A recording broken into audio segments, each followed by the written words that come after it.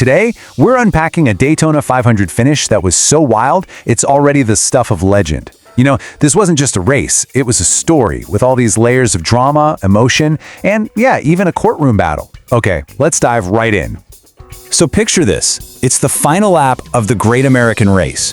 Cars are wrecking, there's metal flying everywhere, and somehow, in the middle of all of it, driver Tyler Reddick finds a way through. I mean, his words after the race? Yeah, they pretty much say it all.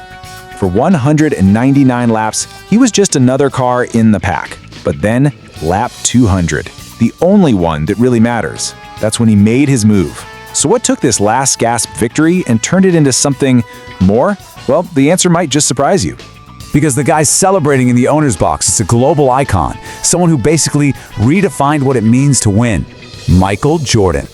Look, the man has 6 NBA rings, right?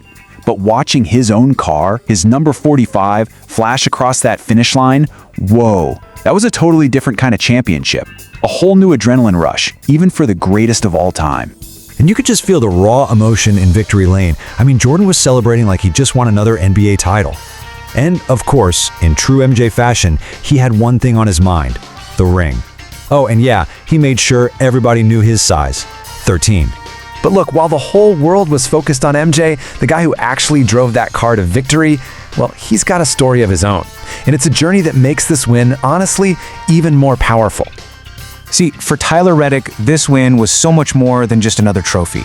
It was really the end of a long, tough road, one filled with professional frustration and some really personal heartache. Okay, so get this. He hadn't won a race in over a year. And the year before this, he finished second at Daytona. A gut-wrenching loss that was made even harder because his family was dealing with a serious health scare with their newborn son. So this victory, yeah, it was pure redemption. Plain and simple.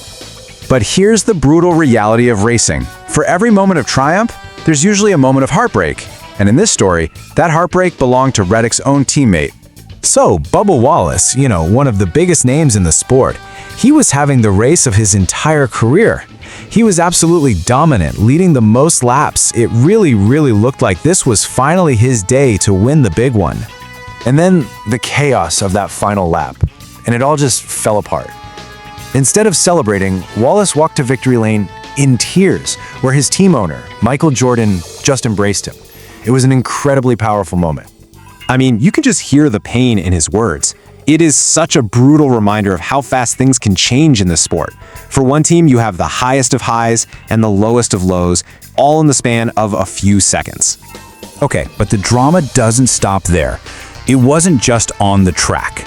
To really get the full weight of this win, you gotta understand there was another battle going on. Not on the speedway, but in a courtroom. So Michael Jordan and a bunch of other team owners, they'd actually filed a federal antitrust lawsuit against NASCAR. Basically, they were fighting for a bigger slice of the revenue pie. This whole legal battle was pretty tense, and it all got settled right before the season started. And then, get this, in a twist that you literally couldn't script, the 3 main team owners who were leading that lawsuit, they each won the biggest race of the weekend in their series. The irony is just incredible. You have Michael Jordan celebrating this massive win at an event run by the very same organization he was just battling in court. So when you put it all together, you see, this wasn't just about a checkered flag, right? It was a last lap thriller. It was a sports icon's pure joy. It was a driver's incredible redemption. And it was a high-stakes legal battle. It's exactly the kind of story that reminds us why we love sports so much. I mean, think about it. It's this perfect story. You've got the unlikely hero, the driver who finally breaks that losing streak. You've got the legendary owner, an icon, finding a whole new way to win. You've got the heartbreak of a teammate's career-best run ending in disappointment. And you've got this whole backdrop of a legal fight. It's everything that makes sports just so unbelievably compelling. And so in the end, this Daytona 500 gave us both, didn't it?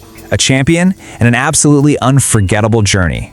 It really makes you wonder, which part of that is the one we'll truly remember more? Thanks for joining us for this explainer.